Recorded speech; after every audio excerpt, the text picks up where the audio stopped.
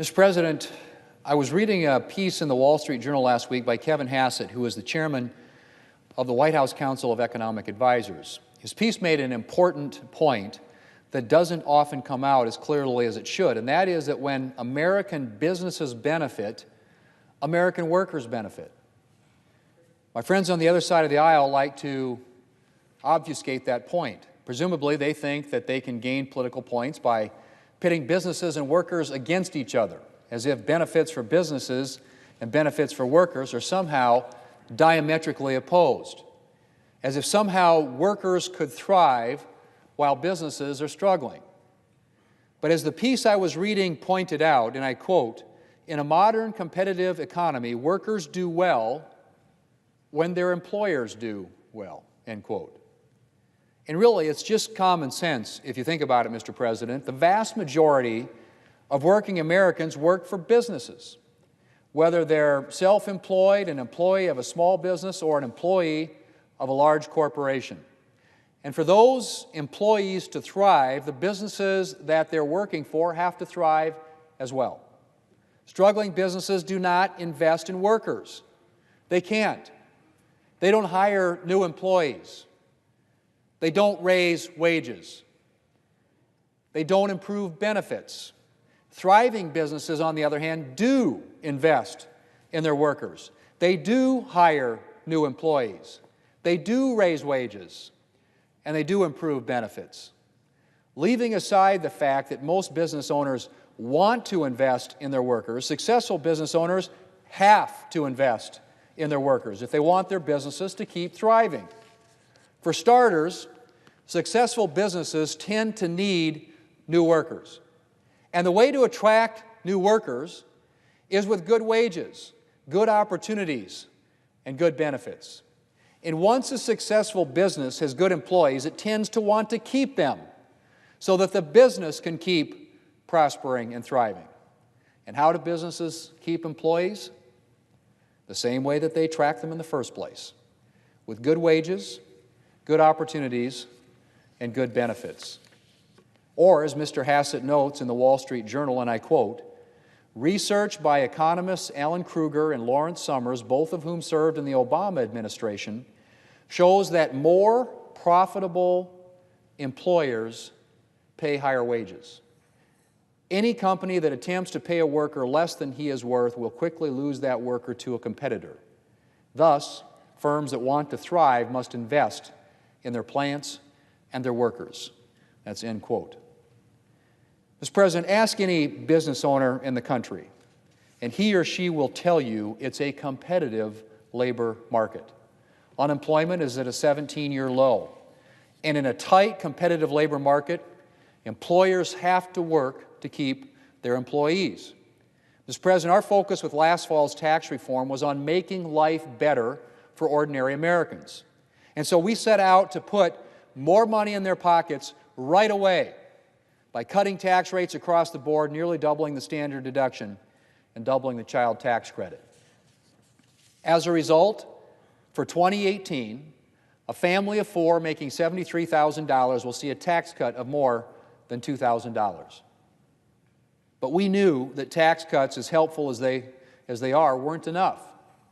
Americans also needed access to profitable careers, to the good jobs, the good wages, and the good opportunities.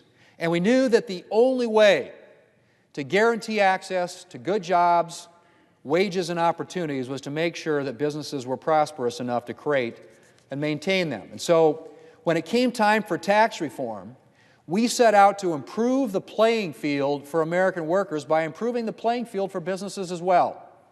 And it's working. Companies are putting tax reform to work. They're investing in new equipment, expanding their facilities, and growing their lines of business, all of which means more jobs and opportunities for Americans. And most importantly, companies are passing along the benefits of tax reform. Company after company has announced pay raises, bonuses, 401k match increases, and other benefits for their workers. Others are passing tax savings on to their customers in the form of things like utility rate cuts. And the tax reform law has only been in place for 4 months. As businesses continue to see the benefits of tax reform, we can expect to see the playing field for workers continue to improve. Ultimately, by helping American businesses thrive, tax reform will help give more Americans access to the kinds of jobs, wages, and opportunities that will not only benefit them right now, but will give them access to security and prosperity for the long term.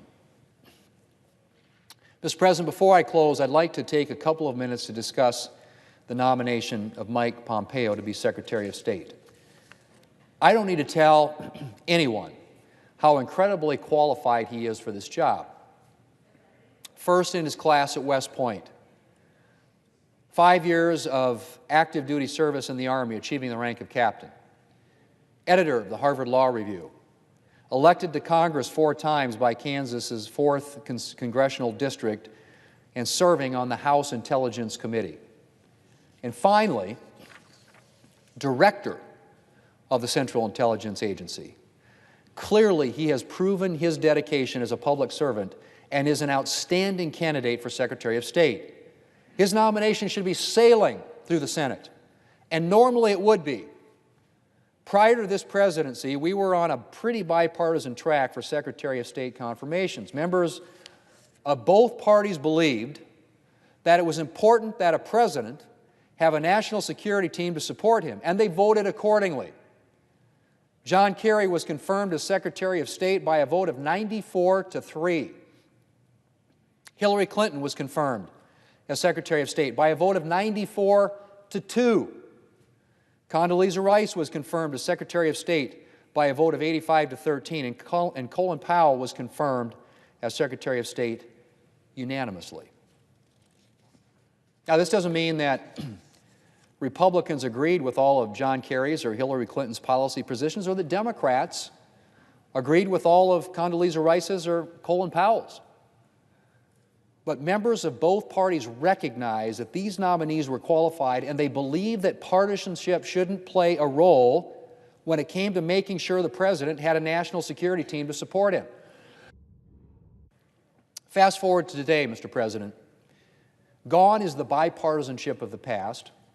Today, Democrats are obstructing an entirely and eminently qualified candidate for Secretary of State for the sole reason that they don't like this president.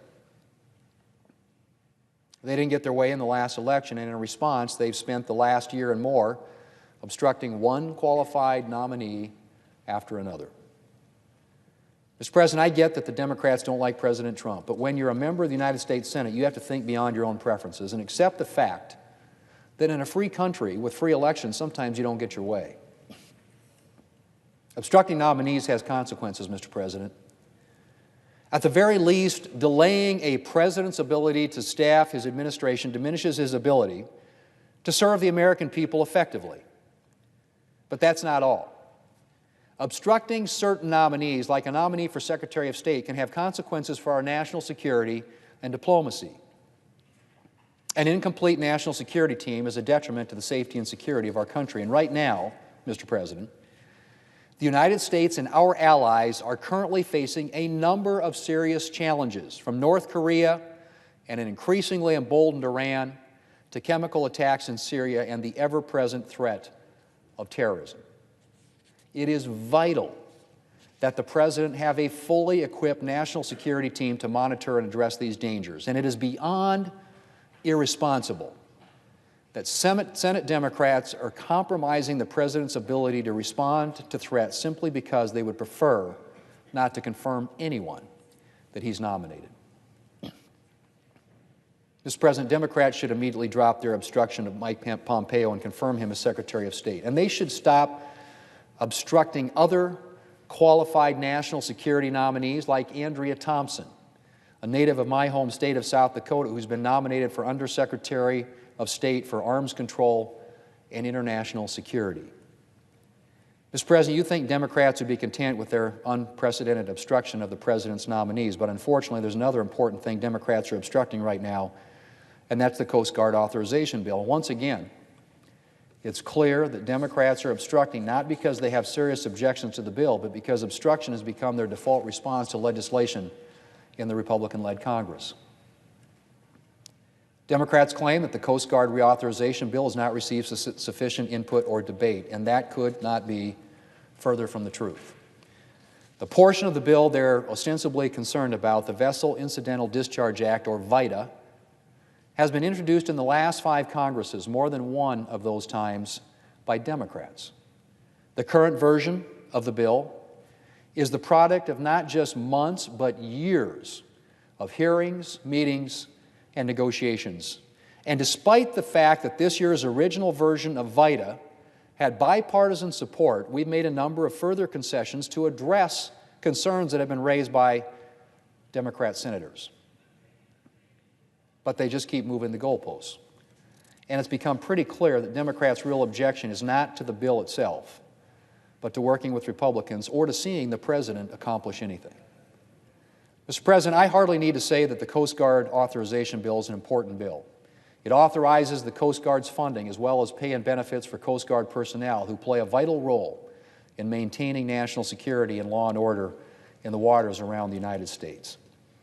Mr. President, it would be nice if Democrats would consider dropping their partisan objections and working with Republicans to pass this essential piece of legislation, and to work with us on helping get confirmed particularly critical national security nominees at a time when we face an array of threats across the entire planet.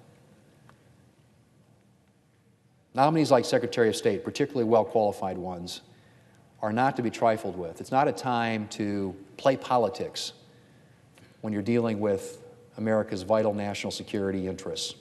And so I would hope that this chamber, this body, would return to the tradition that we have had in past administrations, where we have approved secretaries of state, as I said earlier, by votes of 94-3, 94-2, 85-13, and unanimously. Those are the last 4 secretaries of state. This has turned into a partisan game, if you will, at a time when our country really can't afford to have us playing partisan games. So I hope that when this vote comes up later this week, we'll have a big bipartisan vote consistent with our history, consistent with the fact that when you have a qualified nominee for an important position like this, that this Senate comes together, takes very seriously its constitutional role in the confirmation process, and has that vote, and hopefully a big bipartisan vote in support of Mike Pompeo. Mr. President, I yield the floor.